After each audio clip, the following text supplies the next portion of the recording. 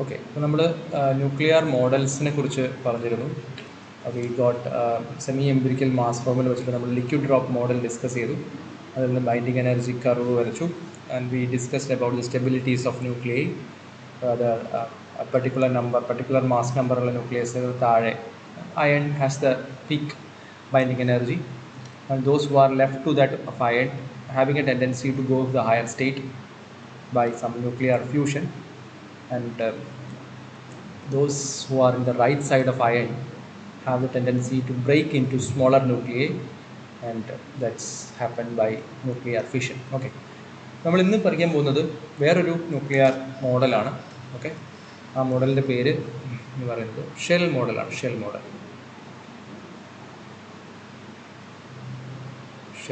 Okay, shell model എന്ന് പറയുന്നത് സാധാരണ ഇലക്ട്രോൺസിന് നമുക്കറിയാം, electrons do have some shell structure where a number, some certain electrons are in s orbital, certain electrons are in p orbital, d and etc. അപ്പോൾ എന്താണ് ഇങ്ങനെ electrons ഇങ്ങനെ ഷെല്ലിലായി കിടക്കുന്ന സമയത്ത് എന്താണ് അതിൻ്റെ പ്രത്യേകത? നമുക്കറിയാം, from quantum mechanics you know that each shell is described by a certain energy. അല്ലേ, ഓരോ ഷെല്ലിനും ഓരോ എനർജികളുണ്ട്. Okay, so even though the electrons are moving in this shell, it is not decelerating, it is not emitting any energy, but instead if you have some E1, some E2 and some E3, ഇങ്ങനെയുണ്ടെങ്കിൽ ഒരു ലെവലിൽ നിന്ന് മറ്റൊരു ലെവലിലേക്ക് താഴേക്ക് വരുമ്പോൾ മാത്രമാണ് അത് എന്ത് ചെയ്യുന്നത്, അത് ഈ പറയുന്ന റേഡിയേറ്റീവ് ട്രാൻസിഷൻസ് നടത്തുന്നത്. Radiative transitions. ഓക്കെ, ഒരു ലെവലിൽ നിന്ന് മറ്റൊരു ലെവലിലേക്ക് പോകും. അല്ലാതെ വെറുതെ ഒരു ലെവൽ പി ഓർബിറ്റലിൽ തന്നെ ഇരിക്കുന്ന electron will not radiate. Instead, നമ്മൾ കഴിഞ്ഞ സാറ്റർഡേ സെമിനാർ എടുക്കുന്ന സമയത്ത് ഞാൻ ഇതിനെക്കുറിച്ച് പറഞ്ഞായിരുന്നു. അതായത് ഒരു ഇലക്ട്രോൺ ഒരു ഓർബിറ്റലിൽ തന്നെ ഇരിക്കുന്ന electron, even if it's having A circular motion എന്ന് പറയുന്നത് ഡെഫിനറ്റ്ലി ആക്സലറേറ്റഡ് മോഷനാണ്. അല്ലേ, even if you are moving through a circle with a uniform velocity, still your direction is instantaneously changing, so that's an acceleration. So that acceleration will not cause any kind of energy radiation. അതൊരിക്കലും energy radiation ഉണ്ടാക്കില്ല. പകരം ആറ്റത്തിൻ്റെ കേസിൽ that is quantized, and those who are coming from one state to another, അത് രണ്ട് energy difference ഉള്ള സ്റ്റേറ്റുകൾ വരുമ്പോൾ മാത്രമാണ്, ഒന്നിൽ നിന്ന് മറ്റൊന്നിലേക്ക് പോകുമ്പോൾ മാത്രമാണ് അതെന്ത് ചെയ്യുന്നത്, അത് എനർജി റേഡിയേറ്റ് ചെയ്യുന്നത്. So you know that E1 E2 ആണ് കൂടുതൽ എനർജി ഉണ്ടാവുക, E3 അതിലും കൂടുതൽ എനർജി ഉണ്ടാവും. സോ E3യിൽ നിന്ന് E2ലേക്ക് പോകുന്ന സമയത്ത് you have a loss of energy, and that loss of energy, that is delta I, becomes the frequency. Okay, അതാണ് ഒന്നാമത്തെ കാര്യം about this atomic shells. This what we call atomic shells. Then another thing is that there is a particular stability for these shells. നമുക്ക് ഇവിടെ ഇത്രയും electrons fulfil ആയിട്ടുള്ളതിന് നമുക്കൊരു stability ഉണ്ടാവും.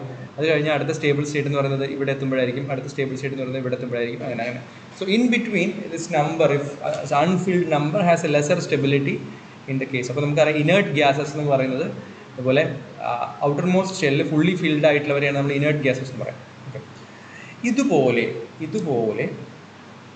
അതായത് ഒരു പ്രത്യേക നമ്പർ ഓഫ് ഇലക്ട്രോൺസ് വരുന്ന സമയത്ത് ഒരു ആറ്റം ഇനേർട്ട് ആകുന്നത് പോലെ ഒരു പ്രത്യേക നമ്പർ ഓഫ് ന്യൂക്ലിയോൺസ്, പ്രോട്ടോൺസോ ന്യൂട്രോൺസോ വരുന്ന സമയത്ത് ഒരു ന്യൂക്ലിയസ് സ്റ്റേബിൾ ആവുന്നു എന്ന് നമ്മൾ കാണുന്നു. ഓക്കെ, ഇവിടെ എഴുതാം, four certain number of nucleons, the nucleus shows some extra stability. What I mean by extra stability is highly stable.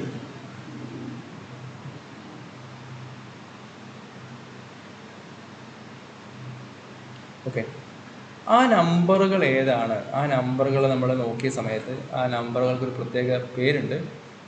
ആ നമ്പർ എത്ര ന്യൂക്ലിയോൺ നമ്പർ വരുമ്പോഴാണ്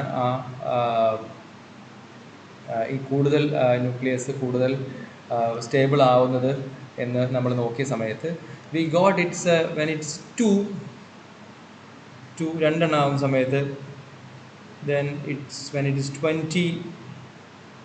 20 ആവുന്ന സമയത്ത്, when it is 28 ആവുന്ന സമയത്ത്, then it is 50 nucleon number ആവുന്ന സമയത്ത്, then it is 82 82 ആവുന്ന സമയത്ത് then it is 126. ഇത്രയും നമ്പർ ഓഫ് പ്രോട്ടോൺസോ നമ്പർ ഓഫ് ന്യൂട്രോൺസോ വരുന്ന ന്യൂക്ലിയസുകൾ ഹൈലി സ്റ്റേബിൾ ആകുമെന്ന് പറയുന്നു. So we have a tendency to say that maybe this could be a shell. This could be a shell of 2 nucleons. This could be a shell of a 20 nucleons. This could be a shell of 28 nucleons. This could be a shell of 50 nucleons. അങ്ങനെ ആവാം എന്നുള്ള ഒരു അസംഷനിൽ നിന്നാണ് നമ്മൾ ഈ പറയുന്ന ഒരു shell model ന്യൂക്ലിയസിന് propose ചെയ്തത്. Okay, and you know these numbers, ഈ പറയുന്ന 2, 20, 28, 50, 82, 126 എന്നുള്ള നമ്പറുകൾക്ക് ഒരു പ്രത്യേക പേരുണ്ട്. അറിയാം ആർക്കെങ്കിലും?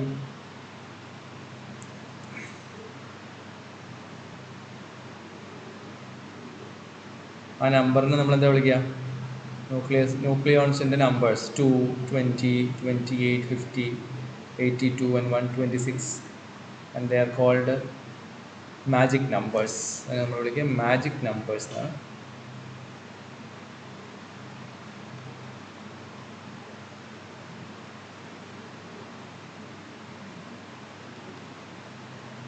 So these magic numbers pointing towards a shell structure. There can be a shell structure for nucleus. ന്യൂക്ലിയസിന് ഷെൽ സ്ട്രക്ചർ ഉണ്ടാവാം എന്നുള്ള രീതിയിലേക്ക് നമ്മൾ പോകും.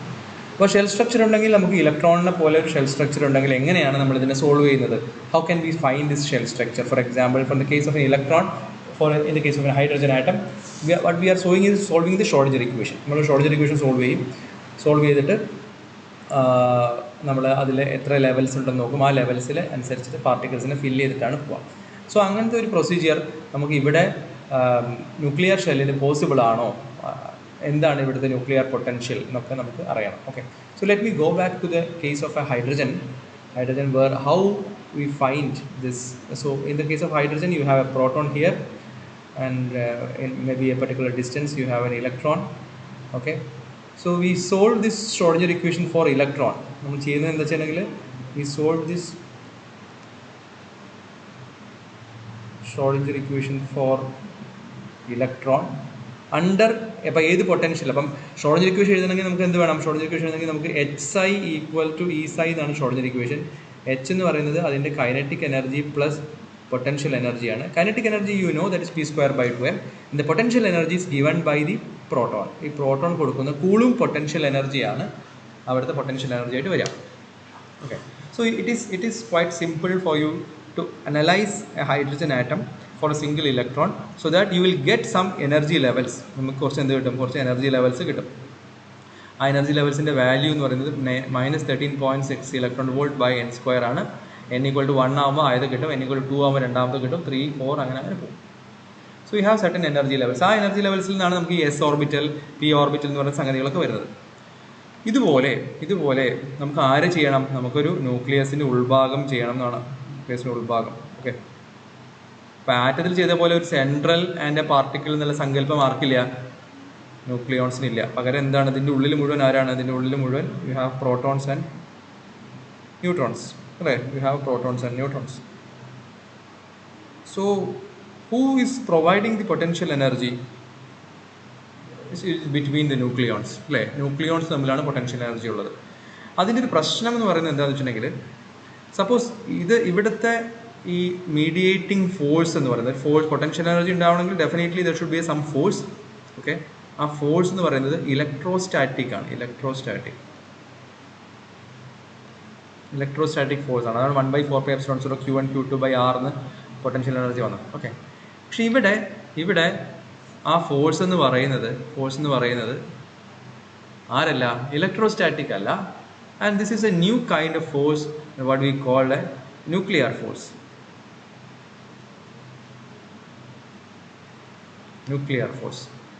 അപ്പോൾ നമ്മൾ പണ്ട് പഠിച്ചിട്ടുണ്ടാവും, you have actually 4 fundamental forces in nature.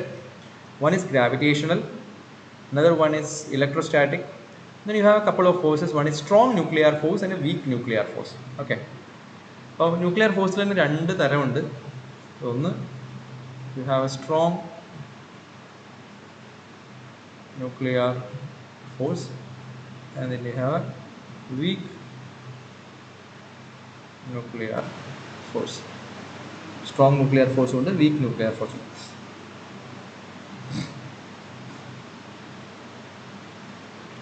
1 second.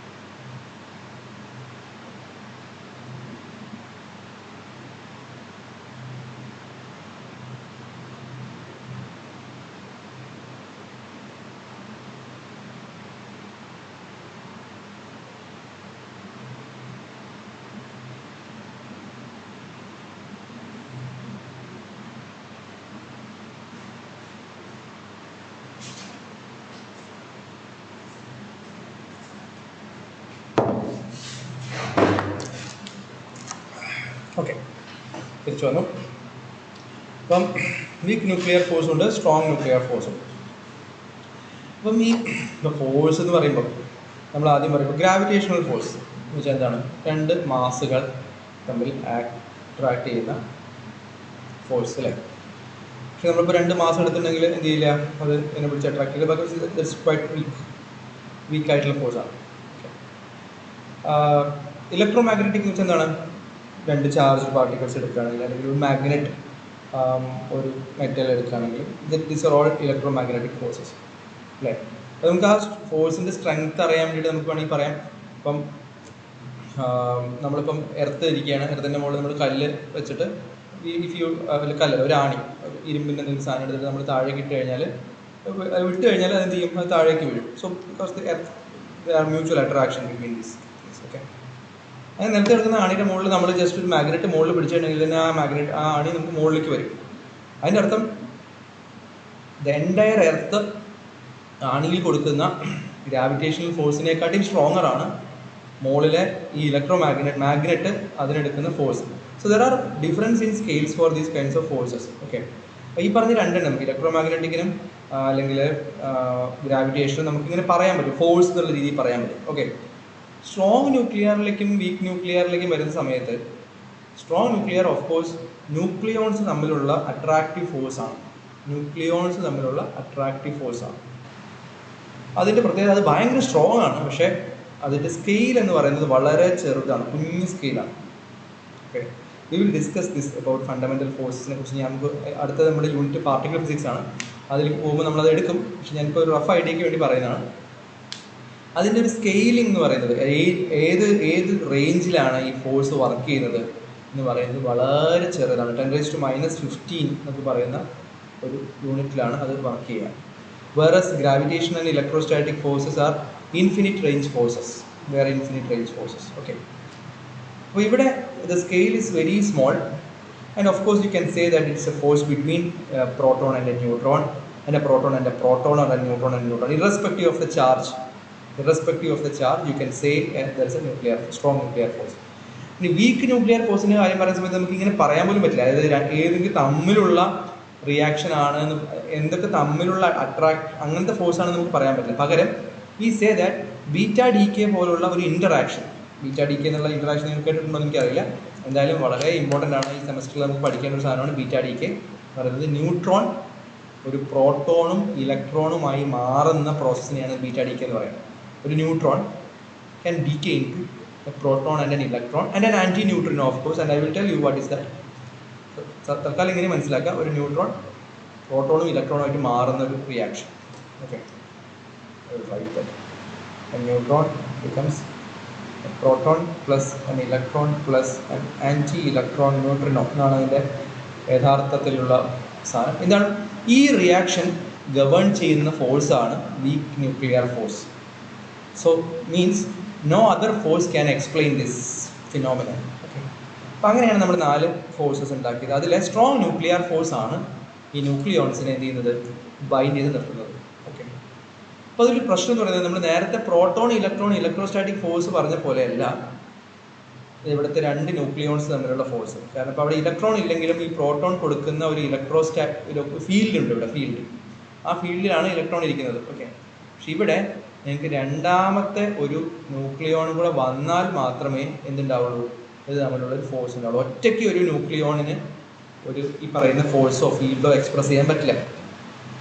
അതുകൊണ്ടാണ് നമ്മൾ ഒരിക്കലും ഹൈഡ്രജൻ ന്യൂക്ലിയസിനെ നമ്മൾ ഒരിക്കലും ന്യൂക്ലിയർ സ്റ്റഡിയിൽ ഉപയോഗിക്കാറില്ല. നമ്മളെപ്പോഴും ഉപയോഗിക്കുക ഡ്യൂട്രോണിനാണ്. ഡ്യൂട്രോൺ എന്ന് പറയുന്നത് ഹൈഡ്രജൻ്റെ ഐസോട്ടോപ്പ്, ഡ്യൂട്ടീരിയത്തിൻ്റെ ന്യൂക്ലിയസിനെയാണ് ഡ്യൂട്രോൺ എന്ന് വിളിക്കുക. ആ ഡ്യൂട്രോണിനെയാണ് നമ്മൾ സാധാരണ ന്യൂക്ലിയർ ഫിസിക്സിൻ്റെ സ്റ്റഡിക്ക് വേണ്ടി ഉപയോഗിക്കുന്നത്. Fundaments just like in hydrogen, we use hydrogen in atomic physics, we use deuteron in nuclear physics because ഡ്യൂട്രോണിൽ മാത്രമേ രണ്ടാമത്തെ ഒരു ന്യൂക്ലിയോൺ കൂടെ വരുന്നുള്ളൂ. എന്തില്ല, ഹൈഡ്രജൻ്റെ കേസ് ഹൈഡ്രജൻ ന്യൂക്ലിയസ് വെച്ചാൽ ഒരു പ്രോട്ടോൺ മാത്രമാണ്. ആ പ്രോട്ടോണിന് മാത്രമായിട്ടൊരു ന്യൂക്ലിയർ ഫോഴ്സ് എക്സ്പീരിയൻസ് ചെയ്യാൻ വേണ്ടിയിട്ട് പറ്റില്ല. ഓക്കെ, അപ്പോൾ അങ്ങനത്തെ ഒരു ഫോഴ്സ് അവിടെ ഉണ്ടാവും. ആ ഫോഴ്സിൻ്റെ കോംപ്ലിക്കേഷൻ ഉണ്ട്. ആ കോംപ്ലിക്കേഷൻ ഉപയോഗിച്ചിട്ട് വേണം നമുക്ക് ആരെ എഴുതാൻ, നമുക്ക് ഈ പറയുന്ന പൊട്ടൻഷ്യൽ എനർജീനെ എഴുതാൻ. അങ്ങനെയുള്ള പൊട്ടൻഷ്യൽ എനർജി എഴുതിയിട്ട് വേണം നമുക്ക് ആരെ സോൾവ് ചെയ്യാൻ, ഇതുപോലത്തെ എനർജി ലെവൽസ് സോൾവ് ചെയ്യാൻ ന്യൂക്ലിയസിൻ്റെ കേസിൽ. എന്നിട്ട് വേണം നമുക്ക് ഇത് എഴുതാൻ. ഓക്കെ, സോ ഇത്തരം കേസുകളിലൊക്കെ നമുക്ക് if you don't know the potential energy, we take the non potential energies. We take the non potential വെച്ചാൽ നോൺ, KNOWN, നോൺ, നമുക്ക് അറിയാവുന്ന പൊട്ടൻഷ്യൽ എനർജി എടുത്തിട്ട് ആ പൊട്ടൻഷ്യൽ എനർജി വെച്ച് നമ്മൾ എന്ത് ചെയ്യും, ഒരു എനർജി ലെവൽ ഉണ്ടാക്കി നോക്കും. എന്നിട്ട് അത് whether this is matching with our experimental റിസൾട്ടുമായിട്ട് മാച്ച് ചെയ്യുന്നുണ്ടോ എന്ന് ചെക്ക് ചെയ്യും. അതാണ് നമ്മൾ ആദ്യമായിട്ട് ചെയ്യാൻ വേണ്ടി പോകുന്നത്. ഓക്കെ, അപ്പോൾ നമ്മുടെ what is our target? Our target is something like an energy level of this kind having occupancy 220. എത്ര ഇപ്പോൾ നമ്മൾ മാജിക് നമ്പർ പറഞ്ഞത്? 220, 28, 50, 28, 50 എക്സെട്ര. ഓക്കെ, അപ്പോൾ നമ്മൾ ആദ്യം ഇതൊരു 3-dimensional പ്രോബ്ലം. നമുക്ക് അറിയാവുന്ന ഒരു പൊട്ടൻഷ്യൽ എന്ന് പറയുന്നത് can we use 3-dimensional potential well. നമ്മൾ പണ്ട് പൊട്ടൻഷ്യൽ വെൽ പഠിച്ചിട്ടുണ്ട് കഴിഞ്ഞ സെമസ്റ്ററിൽ.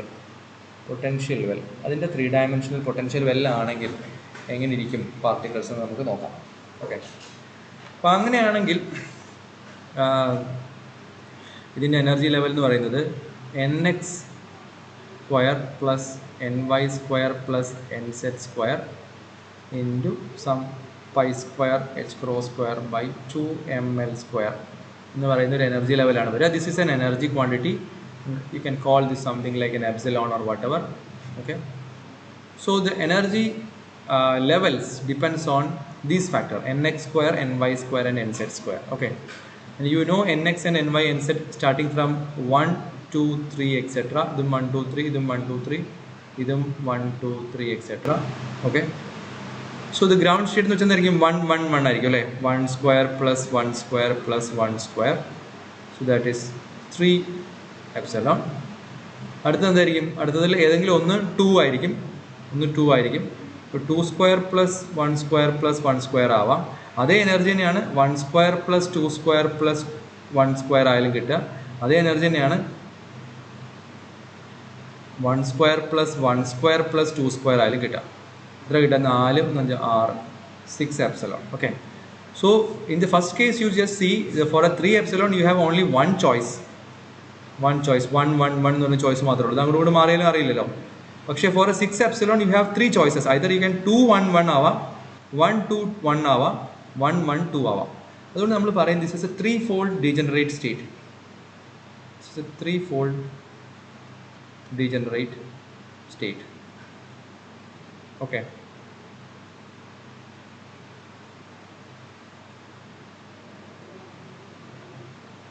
ഒരു സെക്കൻഡ്, ഞാൻ മാജിക് നമ്പർ എഴുതിയാൽ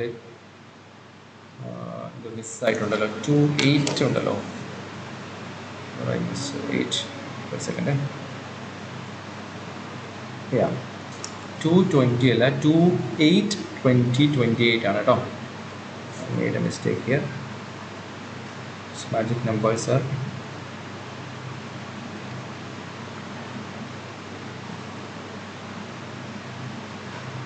so I have 2 first, then 8 second, then 20, 28, 50, 82 and 126. Okay, sorry, ഞാൻ ആദ്യം പറഞ്ഞാൽ തെറ്റിപ്പോയി. 2, 8, 20, 28 up. അപ്പോൾ ഇതാണ് നമ്മൾ എക്സ്പെക്ട് ചെയ്യുന്നത്. 2 and in between you have an 8. I missed that 8.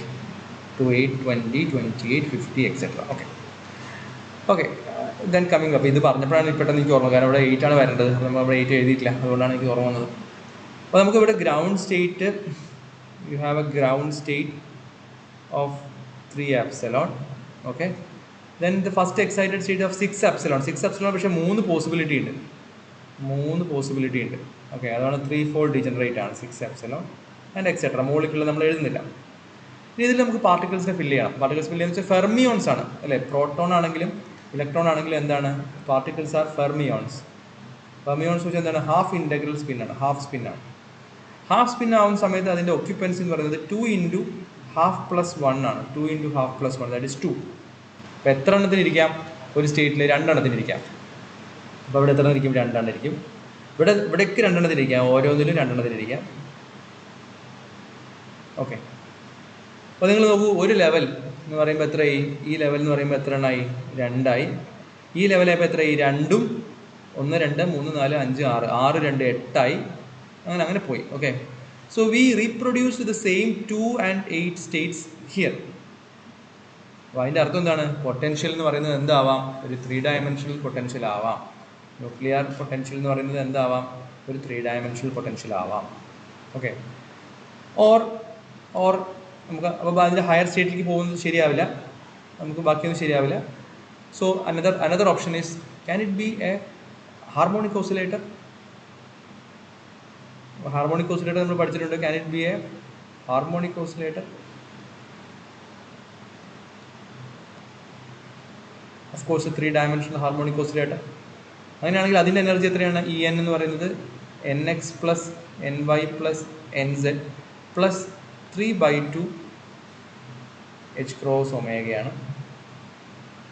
Okay, പക്ഷെ ഇവിടുത്തെ പ്രത്യേകത എന്ന് പറയുന്നത് nx, ny, nz 1, 2, 3 തുടങ്ങുന്നത്, 0, 1, 2 തുടങ്ങുന്നത്. ഇവിടെ അത് 0, 1, 2 etc. ഇവിടെ അത് 0, 1, 2 etc.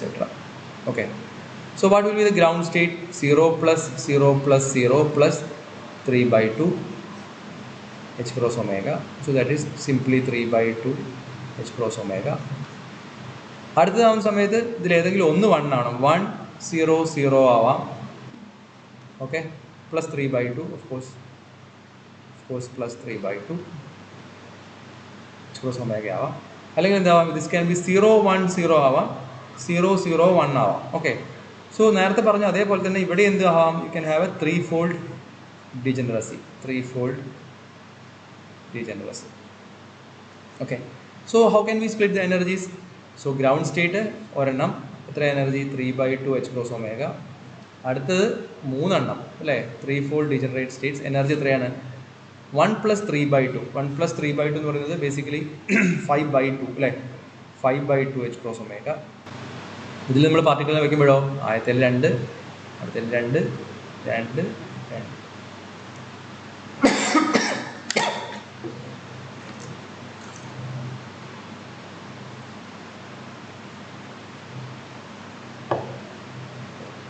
ഞാൻ ഈ ക്ലാസ് റെക്കോർഡ് ചെയ്യുന്നുണ്ട്, നിങ്ങൾക്ക് ഇത് കഴിഞ്ഞിട്ട് റെക്കോർഡ് ഇട്ട് തരാം. നിങ്ങൾക്ക് ഇപ്പോൾ ഫോളോ ചെയ്യാൻ ബുദ്ധിമുട്ടുണ്ടെങ്കിൽ you can hear it again. ശരി, അപ്പം ഈ 2, 8 എന്നുള്ളതൊക്കെ നമുക്ക് ഈ പറയുന്ന എല്ലാ സ്റ്റേറ്റുകളും സാറ്റിസ്ഫൈ ചെയ്യുന്നുണ്ടെങ്കിലും ഹയർ സ്റ്റേറ്റിലേക്ക് പോകുന്നത് ശരിയാവുന്നില്ല. അപ്പോൾ നമ്മൾ ഹയർ സ്റ്റേറ്റിലേക്ക് അത് ശരിയാവുന്ന രീതിയിൽ നമ്മൾ എന്ത് ചെയ്യും? ഒരു പൊട്ടൻഷ്യൽ ഉണ്ടാക്കും. Okay, V assume a potential which is suitable ആയ പൊട്ടൻഷ്യൽ ഉണ്ടാകും. ഇനി അടുത്ത പ്രശ്നം എന്ന് പറയുന്നത് ഇലക്ട്രോണിൻ്റെ കേസിൽ, in the case of electron, അതായത് അറ്റോമിക്കിൻ്റെ കേസിൽ, അതാണ് അറ്റോമിക്കിൻ്റെ കേസിലാണ് in the case of electron എന്ന് പറയുന്നത്. നമുക്ക് ഇങ്ങനെ എനർജി ലെവലുകൾ ഉണ്ടെങ്കിലും ഈ ഓരോ ലെവലിലും ഇലക്ട്രോണിന് സ്പിൻ അല്ലേ, ഇലക്ട്രോണിന് സ്പിൻ ആംഗുലർ മൊമെൻ്റ് ഉണ്ട്, അല്ലെങ്കിൽ ഓർബിറ്റൽ ആംഗുലർ മൊമെൻ്റ് ഉണ്ട്. ഈ ആംഗുലർ മൊമെൻറ്റും അതിൻ്റെ ഓർബിറ്റൽ ആംഗുലർ മൊമെൻറ്റും കൂടെ ഇൻട്രാക്ട് ചെയ്യും. S.L എന്ന് പറയുന്ന ഒരു μ.B ടേം ഉണ്ടാവും, μ.B ടേം. ഓക്കെ, μ.B എന്ന് പറയുന്നത് ബേസിക്കലി അതിനെക്കുറിച്ച് ഒന്നുകൂടെ ജസ്റ്റ് ഒന്ന് വിശദീകരിക്കാം. നിങ്ങളിപ്പം നിങ്ങൾക്കാണോ കഴിഞ്ഞ സിന്ധു മിസ് സീമൻ എഫക്റ്റ് എടുത്തിരുന്നത് തോന്നുന്നു നിങ്ങൾക്കാണ് വിചാരിക്കുകയാണെങ്കിൽ സീമൻ എഫക്റ്റ് ഒക്കെ നിങ്ങൾ പഠിച്ചിട്ടുണ്ടാവും. അതിൻ്റെ അർത്ഥം നമുക്കൊരു ഇൻട്രാക്ഷൻ എനർജി ഉണ്ടാവും ഡെൽറ്റ ഇ എന്ന് പറയുന്നത്. അതിൻ്റെ meaning minus mu dot B ആണ്. എന്താണ് ഈ മ്യൂ ഡോട്ട് ബി? ബി എന്ന് പറയുന്നത് മാഗ്നറ്റിക് ഫീൽഡാണ്. മ്യൂ എന്ന് പറയുന്നത് മാഗ്നറ്റിക് ഡൈപോൾ മൊമെന്റ് ആണ്. ഓക്കെ, ഒരു ചാർജ്ഡ് പാർട്ടിക്കിൾ റൊട്ടേറ്റ് ചെയ്യുന്ന സമയത്ത് അതിനെന്തുണ്ടാവും? ഒരു മാഗ്നറ്റിക് മൊമെന്റ് ഉണ്ടാവും. ആ മാഗ്നറ്റിക് മൊമെന്റ് അതിൻ്റെ ആംഗുലർ മൊമെന്റത്തിന് ഡിപ്പെൻഡൻ്റ് ആയിരിക്കും. അതായത് it can be depends on the S or L or what ever. ഈ മാഗ്നറ്റിക് ഫീൽഡ് എങ്ങനെ ഉണ്ടാവും? ഒരു ചാർജ് പാർട്ടിക്കിൾ റൊട്ടേറ്റ് ചെയ്യുന്ന സമയത്ത് ഒരു കറണ്ട് ഉണ്ടാവും. ആ കറണ്ട് കാരണം എന്തുണ്ടാവും? അവിടെ മാഗ്നറ്റിക് ഫീൽഡ് ഉണ്ടാവും. അപ്പോൾ ആ റൊട്ടേറ്റ് ചെയ്യാൻ കാരണം ഓർബിറ്റൽ ആംഗുലർ മൊമെന്റ് ആണ്. അത് കാരണം ഒരു ബി ഉണ്ടായി. ഇവിടെ ഒരു സ്പിൻ ഉണ്ടെങ്കിൽ അതിന് കറസ്പോണ്ടിങ് ആയിട്ട് മാഗ്നറ്റിക് മൊമെന്റ് ഉണ്ടാവും. So mu dot B is essentially something like an S dot L. ഈ എനർജി കാരണം എന്തുണ്ടാവും? ഇതിന് സ്പ്ലിറ്റ് ഉണ്ടാവും. ഈ എനർജി ലെവൽസ് സ്പ്ലിറ്റ് ചെയ്യും.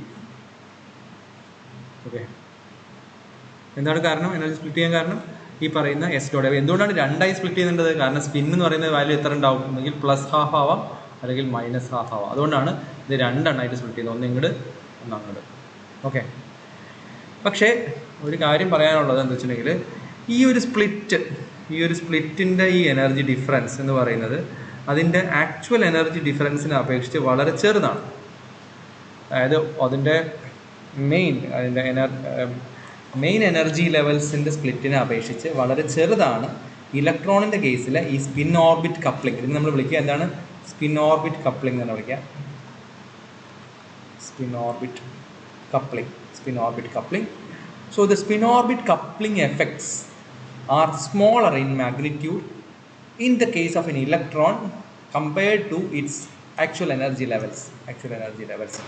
അതിന് കാരണം ഇലക്ട്രോണിൻ്റെ മാസ് ചെറുതായതൊക്കെയാണ്. ഓക്കെ, പക്ഷേ ഇതേ പ്രശ്നം എവിടെയും വരും? ന്യൂക്ലിയസിൻ്റെ കേസിലും വരും ഇതേ പ്രശ്നം. ന്യൂക്ലിയോൺസ് നമ്മൾ പൊട്ടൻഷ്യലൊക്കെ വരച്ച് നമ്മൾ ഇവിടെ എനർജി ലെവൽസ് വരച്ചാലും എന്തുണ്ടാവും? ഈ പറയുന്ന ന്യൂക്ലിയോൺസിനും എന്തുണ്ട്? സ്പിൻ ഉണ്ട്. അതിനും എന്തുണ്ട്? ഓർബിറ്റൽ ആംഗുലർ മൊമെന്റ് ഉണ്ട്. അതിനും എന്ത് വരും? ഈ പറയുന്ന സ്പ്ലിറ്റ് വരും. പക്ഷേ അവിടെ ഒരു ന്യൂക്ലിയോണിൻ്റെ മാസ് എന്ന് പറയുന്നത് ഇലക്ട്രോണിൻ്റെ മാസിനെക്കാട്ടി 1000 ടൈംസ് ലാർജർ ആയതുകൊണ്ട് ഈ സ്പ്ലിറ്റ് എന്ന് പറയുന്നത് കുറച്ച് കൂടുതലായിരിക്കും. മനസ്സിലായോ? Split is somewhat larger. അപ്പോൾ എന്താ പ്രശ്നം? ഇതിൻ്റെ സ്പ്ലിറ്റ് എന്ന് പറയുന്നത് താഴേക്ക് വന്നു, ഇതിൻ്റെ സ്പ്ലിറ്റ് എന്ന് പറയുന്നത് മുകളിലേക്ക് പോയി, ഇതിൻ്റെ സ്പ്ലിറ്റ് താഴെ. ഓക്കെ, നമ്മൾക്ക് ഇവിടെ ഈ എനർജി ലെവലുകൾ ഇങ്ങനെ തന്നെ മെയിൻറ്റെയിൻ ചെയ്ത് പോകുകയാണെങ്കിൽ, പക്ഷേ ഇവിടെ എനർജി ലെവൽ എന്ത് ചെയ്യും? ഇതിൻ്റെ ലെവൽ താഴേക്ക് പോയി, ഇതിൻ്റെ മുകളിലേക്ക് വന്നു, മുകളിലത്തെ ഒന്ന് താഴേക്ക് വന്നു. സോ ഇത് 1, 2, 3 ലെവൽസ് ഒക്കെ അങ്ങോട്ടും ഇങ്ങോട്ടും മാറും. Okay, so we need to consider the spin orbit coupling very seriously in the case of a nuclear physics. ഒന്നുകൂടെ പറയാം.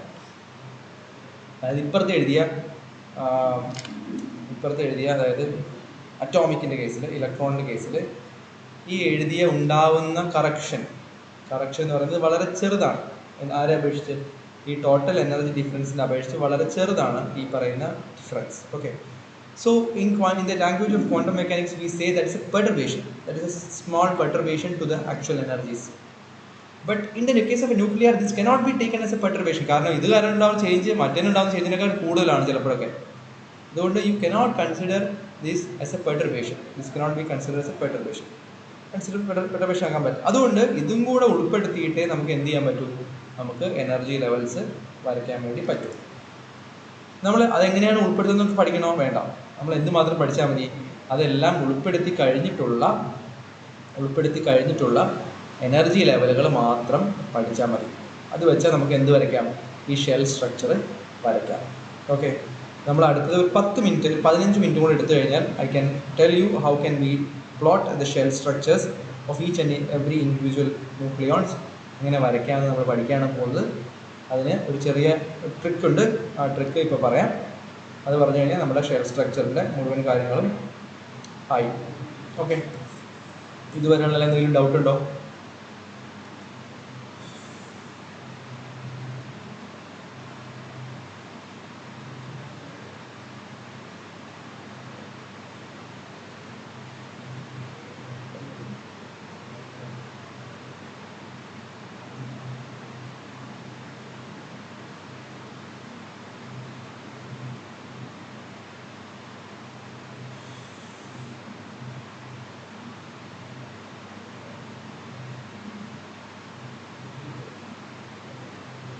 ഡൗട്ടില്ലെങ്കിൽ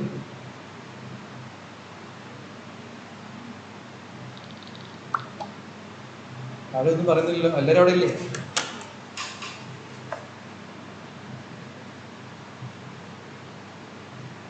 പോയോ? ഹലോ ഹലോ,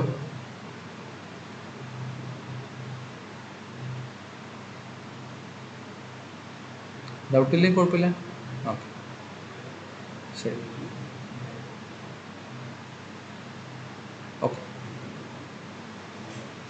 അപ്പോൾ നമ്മളിനി അടുത്തതായിട്ട് ഷെൽ സ്ട്രക്ചറാണ് എഴുതാൻ വേണ്ടി പോകുന്നത്. അപ്പോൾ നമ്മൾ ഇലക്ട്രോണിന് പണ്ട് എഴുതിയത് നിങ്ങൾക്ക് ഓർമ്മ ഉണ്ടെന്ന് വിളിക്കുക, എസ് പറയും, S orbital, P orbital, G, F, അങ്ങനെയാണ് നമ്മൾ പറയാം. ഓക്കെ, നിങ്ങൾക്ക് ആർക്കെങ്കിലും അറിയോ ഇതിൻ്റെ എവിടെ നിന്നാണ് ഈ പേരുകൾ, എന്തുകൊണ്ടാണ് എസ് പി ഡി എഫിൽ തുടങ്ങിയത്, റാദർ എന്തുകൊണ്ടാണ് നമുക്ക് എ ബി സി ഡി തുടങ്ങാത്തത്, and what is actually S stands for? ആർക്കെങ്കിലും അറിയോ എവിടെ നിന്നാണ് ഈ പറയുന്ന എസ് പി എന്നൊക്കെയുള്ള ഷെല്ലിന് പേര് വന്നത്? എസ് എന്ന് വെച്ചാൽ പേരൊക്കെ നമ്മൾ അറിയാം, S shell, P shell, D shell, F shell എന്നൊക്കെ പഠിച്ചു പോകും. പക്ഷെ why this is starting from S? Why can't we start from A B C D? അതിൻ്റെ ആൻസർ എന്ന് പറയുന്നത്, ഇത് പണ്ട് സ്പെക്ട്രോസ്കോപ്പിയിൽ നിന്നാണ് ഈ ആദ്യം സ്പെക്ട്രാണ് നമ്മൾ പഠിക്കുന്നത്. സ്പെക്ട്രോസ്കോപ്പിയിൽ നിന്നാണ് നമുക്ക് ആദ്യമായിട്ട് ഇങ്ങനെ ഈ ഷെല്ലുകളൊക്കെ ഉണ്ടെന്ന് മനസ്സിലായത്. ഓക്കെ, അപ്പം ഏറ്റവും മുകളിൽ നിന്ന് ആയത്തിലേക്ക് വരുന്നതിനെ നമ്മൾ ഷാർപ്പ് ലൈൻസ് എന്നാണ് വിളിച്ചിരുന്നത്. അങ്ങനെ പല പല സ്പെക്ട്രൽ ലൈൻസ് ഉണ്ട്. ഫസ്റ്റ് ഇതിൽ നിന്ന് ആയത്തിലേക്ക് വരുന്നതിനെ നമ്മൾ ഷാർപ്പ് ലൈൻസ് എന്ന് വിളിക്കും, രണ്ടാമത്തേനെ നമ്മൾ പ്രിൻസിപ്പൽ ലൈൻസ് എന്ന് വിളിക്കും, മൂന്നാമത്തേനെ നമ്മൾ ഡിഫ്യൂഷൻ ലൈൻസ് എന്ന് വിളിക്കും, നാലാമത്തേനെ ഫണ്ടമെൻ്റൽ ലൈൻസ് എന്ന് വിളിക്കും, അങ്ങനെ വിളിക്കും. അപ്പോൾ ഒന്നാമത്തേലേക്ക് വീഴുന്നത്, എസ്സിലേക്ക് വീഴുന്നത് എന്നുള്ള അർത്ഥത്തിലാണ് നമ്മളിവിടെ എസ് ഷാർപ്പ് എന്നുള്ള രീതിയിൽ അതിനെ എസ് എന്ന് വിളിച്ചത്. പിന്നെ ദെൻ പ്രിൻസിപ്പൽ എന്ന് പറയുന്നതാണ് ആ ലൈനിൻ്റെ പറയുക, അതുകൊണ്ടാണ് നമ്മൾ പി എന്ന് വിളിച്ചത്. ഡിഫ്യൂഷൻ അങ്ങനെന്തോമാണ് D, F is fundamental and etcetera. പിന്നെ ഇത് കഴിഞ്ഞാൽ പിന്നെ അങ്ങനെ പ്രത്യേകിച്ച് പേരൊന്നുമില്ല. പിന്നെ F, G, H, I, J, K, L അങ്ങനെ പോകും. ഓക്കെ, വരുന്ന എത്താറില്ല, ഇവിടേക്ക് എത്തുമ്പോഴേക്കും നമുക്ക് എല്ലാം ഫില്ലാവും, നമുക്ക് അതിൻ്റെ ആവശ്യം വരില്ല. ഓക്കെ, അപ്പോൾ നമുക്ക് ന്യൂക്ലിയസ് ഫില്ല് ചെയ്യുന്നത്, ഒരു കാര്യം ആലോചിക്കുക, ഇലക്ട്രോണിന് നമ്മൾ പണ്ട് പറഞ്ഞിട്ട് ഇലക്ട്രോണിന് 1 എസ് മാത്രമേ ഉള്ളൂ, രണ്ടാമത്തേന് എസും പി ഉണ്ട്, മൂന്നാമത്തേന് എസ് പി ഡി, നാലാമത്തേന് എസ് പി ഡി എഫ്. ഇതിൽ ഇങ്ങനെയാണ് നമ്മൾ ഫില്ല് ചെയ്യുക അല്ലേ? കെമിസ്ട്രി പഠിച്ചിട്ടുണ്ടെങ്കിൽ നിങ്ങൾക്ക് ഓർമ്മ ഉണ്ടാവും. ഓക്കെ, ഇലക്ട്രോണിൻ്റെ കേസിൽ. പക്ഷേ ഇവിടുത്തെ പ്രത്യേകത, ന്യൂക്ലിയോസിൻ്റെ കേസിൽ 1 തന്നെ ആരൊക്കെയുണ്ട്? എസും പിയും എല്ലും എല്ലാം ഉണ്ട്. 2 തന്നെ ആരുണ്ട്? ഈ പറഞ്ഞ എല്ലാവരും ഉണ്ട്. 3 ആരുണ്ട്? ഈ പറഞ്ഞ എല്ലാവരും ഉണ്ട്. ഓക്കെ, അപ്പോൾ പിന്നെ 1 ഈ എല്ലാവരും ഉണ്ടെങ്കിൽ അവരെ എങ്ങനെയാണ് ഡിസ്റ്റിങ്ക്വിഷ് ചെയ്യുന്നത്? നമ്മൾ 1 എസ് ഉണ്ട്, പി ഉണ്ട്, ഡി ഉണ്ട്, എഫ് ഉണ്ടെന്ന് വിചാരിക്കുക. പിന്നെ എന്താണ് ഈ എസ് പി തമ്മിലുള്ള വ്യത്യാസം? എസ് എന്ന് വെച്ചിട്ടുണ്ടെങ്കിൽ ഓർബിറ്റൽ ആംഗുലർ മൊമെൻ്റ് നമ്പർ 0 ഉള്ളതിനെയാണ് നമ്മൾ എസ് എന്ന് വിളിക്കുക. ഓർബിറ്റൽ ആംഗുലർ നമ്പർ 1 ഉള്ളതിനെയാണ് നമ്മൾ പി എന്ന് വിളിക്കുക. ഓർബിറ്റൽ ആംഗുലർ മൊമെൻ്റ് നമ്പർ 2 ഉള്ളതിനെയാണ് ഡി എന്ന് വിളിക്കുക. ഇത് 3 ആകുമ്പോൾ എഫ്, 4 ആകുമ്പം ജി, അങ്ങനെ പോകും. Okay, so s orbital means the total angular momentum, total orbital angular momentum is 0. Total orbital angular momentum is 0. ആ ഷെല്ലിനെയാണ് orbital angular momentum is quantized. That's why it's 0 have, it has 1, it's 2, 3, etc. So അതിൻ്റെ അനുസരിച്ചിട്ടാണ് നമ്മളിവിടെ ഷെല്ലിനെ തിരിച്ചിരിക്കുന്നത്. Okay, രണ്ട് കാര്യങ്ങൾ ഞാൻ പറഞ്ഞു. ഒന്ന്, 1 energy സ്റ്റേറ്റിന് തന്നെ ഈ പറഞ്ഞ എല്ലാ എല്ലുകളും പോസിബിൾ ആണ്, അതായത് S, P, D, F possible ആണ്, 2 പോസിബിൾ ആണ്, എക്സെട്ര. രണ്ടാമത്തെ കാര്യം നമുക്ക് അറിയേണ്ടത് ഈ ഇലക്ട്രോണിൻ്റെ അല്ലെങ്കിൽ ന്യൂക്ലിയോൺസിൻ്റെ സ്പിന്നിനെ കുറിച്ചാണ്. അത് എനിക്കറിയാം, ന്യൂക്ലിയോൺസിൻ്റെ സ്പിൻ എന്ന് പറയുന്നത് ഹാഫാണ്. സ്പിൻ എന്ന് പറയുന്നത് ഹാഫാണ്. ഇത്രയും കാര്യങ്ങൾ അറിയാമെങ്കിൽ നമുക്ക് ഷെൽ സ്ട്രക്ചർ എഴുതാം. ഒരു ന്യൂക്ലിയസ് എടുത്താൽ ആ ന്യൂക്ലിയസിൻ്റെ പ്രോട്ടോൺസിനും ന്യൂട്രോൺസിനും സെപ്പറേറ്റ് ആയിട്ടാണ് നമ്മൾ ആരെ എഴുതുന്നത്? ഷെൽ സ്ട്രക്ചർ എഴുതുന്നത്. Okay, so take A nucleus and we write the shell structure for protons and neutrons. പ്രോട്ടോൺസിനും ന്യൂട്രോൺസിനും സെപ്പറേറ്റ് ആയിട്ടാണ് നമ്മൾ എന്ത് എഴുതാം? ഈ പറയുന്ന ഷെൽ സ്ട്രക്ചർ എഴുതാൻ വേണ്ടി പോവാണ്. We will finish it in 10 minutes. Okay, ശ്രദ്ധിച്ചിരുന്നോ ഇതെങ്ങനെയാണ് എഴുതുന്നത്? ആദ്യം നമ്മൾ ഒരു കാര്യം പഠിക്കുക, ഈ ഒരു ഫോർമുല ഇത് അത്രയും അറിയണം. ആദ്യം S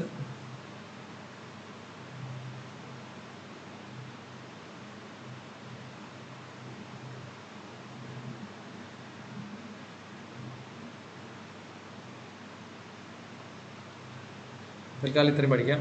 S P P G S D F P F. ഒരു ഓർഡർ ഇല്ലാതെ ഇത് വന്നത് എങ്ങനെയാണ്, എന്തുകൊണ്ടായിരിക്കും ഓർഡർ ഇല്ലാതെ വന്നത്? ഇതുപോലെ അങ്ങോട്ടും ഇങ്ങോട്ടും ഓരോരുത്തർ കയറിയും മറിഞ്ഞും പോകുന്നതുകൊണ്ടാണ് ആ ഓർഡർ ഇല്ലാതായത്. ഓക്കെ, അതുകൊണ്ട് നമ്മൾ ആ ഓർഡർ അനുസരിച്ചിട്ടാണ് പഠിക്കുന്നതനുസരിച്ചിട്ടാണ് നമ്മൾ അവിടെ വരയ്ക്കാൻ വേണ്ടി പോകുന്നത്.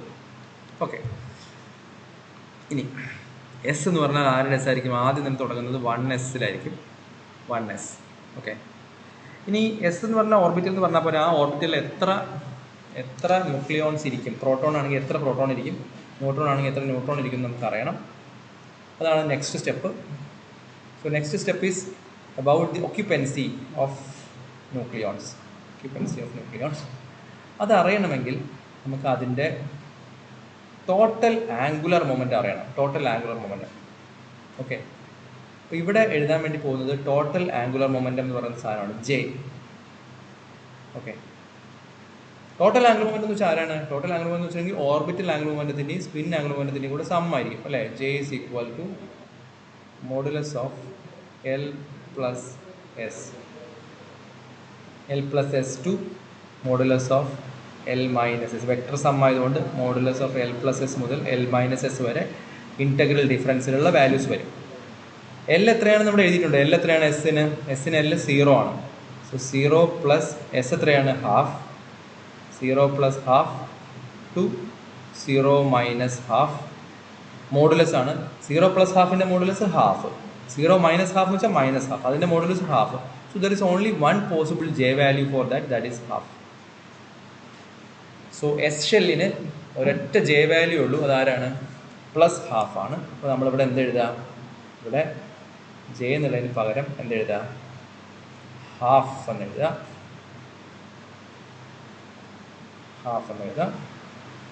അതിൻ്റെ മുകളിൽ എഴുതാൻ പോകുന്നത് അതിൻ്റെ ഒക്യുപ്പൻസിയാണ്. എത്രയാണോ ടോട്ടൽ ആംഗുലർ മൊമെൻ്റം അതിനെ 2 കൊണ്ട് ഗുണിച്ച് 1 കൂട്ടിയാൽ 2j + 1. അതാണ് എല്ലാ സ്ഥലത്തും ഒക്യുപ്പൻസി. 2j + 1. സ്പിന്ന് മാത്രമേ ഉള്ളെങ്കിൽ 2s + 1 ആവും. എൽ മാത്രമേ ഉള്ളെങ്കിൽ 2l + 1 ആവും. So the occupancy is related to the angular momentum by 2j + 1 ആണ് അതിൻ്റെ total angular momentum, total occupancy. ഇവിടെ ജെ എത്രയാണ്? ഹാഫ് ആണ്. അതുകൊണ്ട് 2 × ½ + 1 ദാറ്റ്സ് 2. ഇവിടെ നിങ്ങൾ എന്ത് എഴുതുക? അതിൻ്റെ ഒക്യുപ്പൻസി എത്രയാണ് എഴുതുക? 2 ആണെന്ന് എഴുതുക. Use another colour. Blue will be right. ഇനി ആരാണ്? പി. ആരുടെ പി ആയിരിക്കും? 1ൻ്റെ പി ആയിരിക്കും. 1p. ഓക്കെ, പിയുടെ പച്ച കണ്ടുപിടിക്കും. പച്ച എന്ന് വെച്ചിട്ടുണ്ടെങ്കിൽ ടോട്ടൽ ആംഗുലർ മൊമെൻ്റ് കണ്ടുപിടിക്കണം. അത് എത്രയായിരിക്കും? ടോട്ടൽ ആംഗുലർ മൊമെൻ്റ് എന്ന് പറയുന്നത് പിയുടെ കേസ് ആവുന്ന സമയത്ത് ഇവിടെ J equal to L plus S. L എന്ന് വെച്ചാൽ പിയുടെ എൽ എന്ന് വെച്ചാൽ 1 + ½ ടു 1 മൈനസ് ഹാഫ്. 1 + ½ എന്ന് വെച്ചിട്ടുണ്ടെങ്കിൽ 3/2. 1 മൈനസ് ഹാഫ് എന്ന് വെച്ചിട്ടുണ്ടെങ്കിൽ 1/2. അതിൻ്റെ ഇടയിൽ വേറെ ഇൻഡിജർ ഡിഫറൻസ് ഒന്നുമില്ല, അതുകൊണ്ട് 3/2 ആൻഡ് 1/2. 2 വാല്യൂസ് വരും, 2 values. Okay, so the condition is that you have 2 angular momentums. 1 is 3/2 and 1 is 1/2. Which one is largest? 3/2 ഈസ് ലാർജസ്റ്റ് അല്ലേ? 3/2 ആണ് വലുത്. 3/2 is larger than 1/2. So the highest angular momentum will fill first. ആദ്യം വരുന്നത് എന്തായിരിക്കും? കൂടിയ angular moment ആയിരിക്കും. Okay, ഇവിടെ ആര് എഴുതുക? ദിസ് ഈസ് 3/2 എഴുതുക. 3/2 കിട്ടിക്കഴിഞ്ഞാൽ ഉടനെ you can go for the blue one, that is the occupancy. Occupancy എത്രയായിരിക്കും വരിക?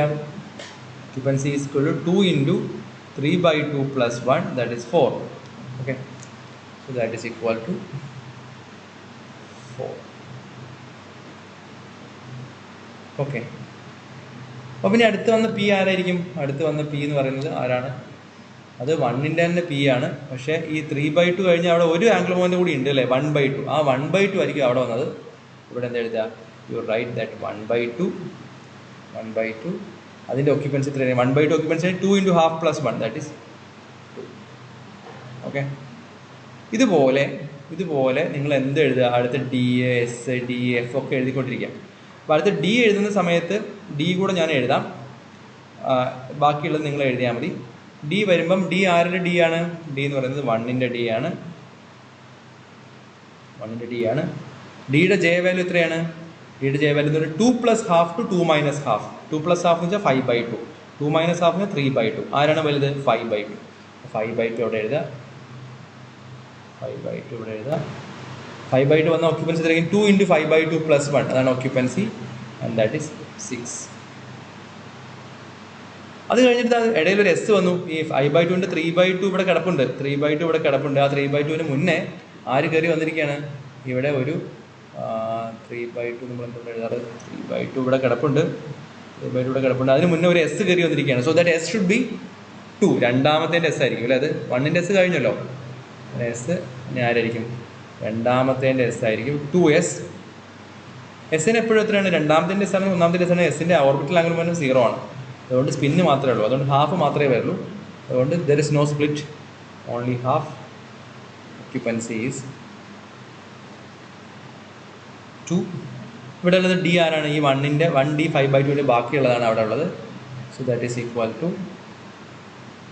1D 3/2. ഓക്യുപ്പൻസി എന്ന് പറയുന്നത് 4 ആയിരിക്കും വരിക. 4 2 × 3/2 + 1 4. ഇങ്ങനെ നിങ്ങൾക്ക് ഈ പറയുന്ന 3 എണ്ണം കൂടെ എഴുതാം. ഞാൻ ബാക്കിയും കൂടെ വേണമെങ്കിൽ എഴുതിത്തരാം. അപ്പോൾ പിന്നെ നിങ്ങൾക്ക് ബാക്കിയും കൂടെ കണ്ടുപിടിച്ച് വരാം. ഇവിടെ I will fill the remaining.